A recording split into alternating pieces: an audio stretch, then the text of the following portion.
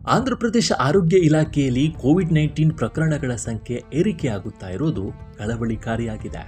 ಕಡಪ ಜಿಲ್ಲೆಯಲ್ಲಿ ಇತ್ತೀಚೆಗೆ 2 ರೋಗಿಗಳ ಸಾವು ಮತ್ತು 8 ಆಕ್ಟಿವ್ ಕೇಸ್ಗಳು ಬೆಳಕಿಗೆ ಬಂದ ನಂತರ ರಾಜ್ಯಾದ್ಯಂತ ಕೋವಿಡ್-19 ಸಿದ್ಧತೆಯನ್ನು ತೀವ್ರಗೊಳಿಸಲಾಗಿದೆ.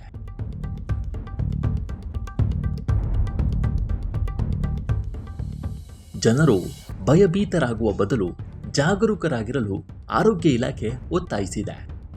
ರಾಜ್ಯದಲ್ಲಿ ಹೆಚ್ಚುತ್ತಿರುವ ಕೋವಿಡ್ ಪ್ರಕರಣಗಳ ಹಿನ್ನೆಲೆಯಲ್ಲಿ ಕಡಪ ಜಿಲ್ಲೆಯಲ್ಲಿ ಸುಮಾರು 40 ಜನರ ಮಾದರಿಗಳನ್ನು ಸಂಗ್ರಹಿಸಲಾಗಿದೆ.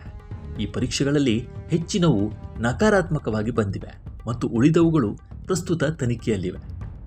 ಆರೋಗ್ಯ ಇಲಾಖೆ ಎಲ್ಲ ಜಿಲ್ಲೆಗಳಿಗೆ ಕಣ್ಗಾವಲು ಮತ್ತು ಪರೀಕ್ಷೆಯನ್ನು ತೀವ್ರಗೊಳಿಸಲು ನಿರ್ದೇಶಿಸಿದೆ.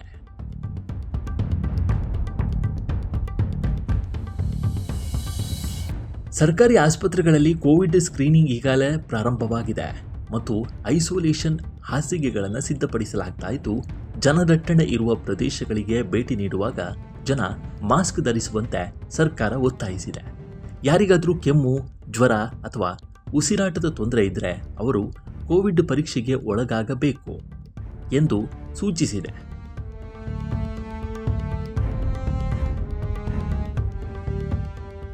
ಸಾಂಕ್ರಾಮಿಕ ರೋಗದ ಆರಂಭಿಕ ವರ್ಷಗಳಿಗಿಂತ ಭಿನ್ನವಾಗಿ ಇಂದಿನ ಸೋಂಕುಗಳ ಹೆಚ್ಚಳವು ಸಂಪೂರ್ಣವಾಗಿ ಹೊಸ ವೈರಸ್ನಿಂದ ಉಂಟಾಗಿಲ್ಲ. ಬದಲಾಗಿ ಹಲವಾರು ಅಂಶಗಳು ಒಟ್ಟಾಗಿ ಕಾರ್ಯನಿರ್ವಹಿಸುತ್ತಿದೆ ಅಂತ ತಜ್ಞರು ಹೇಳ್ತಾರೆ. ಕೋವಿಡ್-19ಗೆ ಕಾರಣವಾಗುವ ವೈರಸ್ ಸಾರ್ಸ್ CoV-2ನ ನೈಸರ್ಗಿಕ ವಿಕಸನವು ಒಂದು ಕಾರಣ.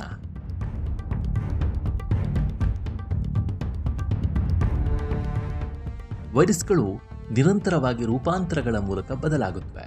ಕೆಲವು ಹೊಸ ರೂಪಾಂತರಗಳು ಹಿಂದಿನವುಗಳಿಗಿಂತ ಹೆಚ್ಚು ಸುಲಭವಾಗಿ ಹರಡುತ್ತೆ. ಅವುಗಳು ಹೆಚ್ಚು ತೀವ್ರವಾದ ರೋಗವನ್ನು ಉಂಟು ಮಾಡದಿದ್ದರೂ ಸಹ ಸೋಂಕುಗಳು ಹೆಚ್ಚಾಗಲು ಅನುವು ಮಾಡಿಕೊಡುತ್ತೆ. ಇನ್ನೊಂದು ಪ್ರಮುಖ ಕಾರಣ ಅಂದರೆ ಹಿಂದಿನ ಸೋಂಕು ಅಥವಾ ವ್ಯಾಕ್ಸಿನೇಷನ್ನಿಂದ ರಕ್ಷಣೆ ಕಾಲಾನಂತರದಲ್ಲಿ ಕ್ರಮೇಣ ಕಡಿಮೆ ಆಗುತ್ತೆ. ಲಸಿಕೆಗಳು ಕೆಲಸ ಮಾಡೋದನ್ನು ನಿಲ್ಲಿಸಿವೆ ಅಂತ ಇದರ ಅರ್ಥ ಅಲ್ಲ. ಬದಲಾಗಿ ಸೋಂಕಿನ ವಿರುದ್ಧ ರೋಗ ನಿರೋಧಕ ಶಕ್ತಿ ಸ್ವಾಭಾವಿಕವಾಗಿ ಮಸಕಾಗುತ್ತೆ. ಆದರೂ ತೀವ್ರ ಅನಾರೋಗ್ಯದ ವಿರುದ್ಧ ರಕ್ಷಣೆ ಸಾಮಾನ್ಯವಾಗಿ ಹೆಚ್ಚು ಬಲವಾಗಿರುತ್ತೆ.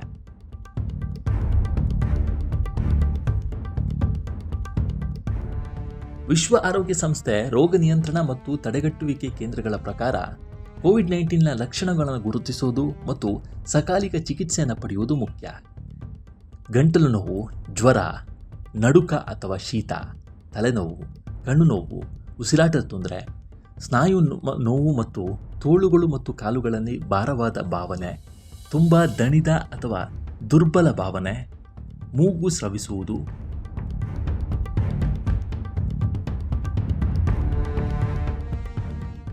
ಮೂಗು ಕಟ್ಟಿಕೊಳ್ಳುವುದು ಅಥವಾ ಸೀನುವುದು, ತಲೆ ತಿರುಗುವಿಕೆ, ಹೊಸ ಮತ್ತು ನಿರಂತರ ಕೆಮ್ಮು, ಹಸಿವು ಕಡಿಮೆ ಆಗೋದು, ವಾಕರಿಕೆ ಅಥವಾ ವಾಂತಿ, ರುಚಿ ಅಥವಾ ವಾಸನೆಯ ಸಂಪೂರ್ಣ ನಷ್ಟ. ಈ ರೀತಿಯ ಲಕ್ಷಣಗಳನ್ನು ಹೊಂದಿದ್ರೆ ಸಕಾಲಿಕವಾಗಿ ಚಿಕಿತ್ಸೆಯನ್ನು ಪಡೆಯುವುದು ಮುಖ್ಯ. ಯಾರಿಗಾದರೂ ಈ ಲಕ್ಷಣಗಳು ಕಂಡು ಬಂದರೆ ತಕ್ಷಣ ವೈದ್ಯರನ್ನು ಸಂಪರ್ಕಿಸಬೇಕಾಗತ್ತೆ.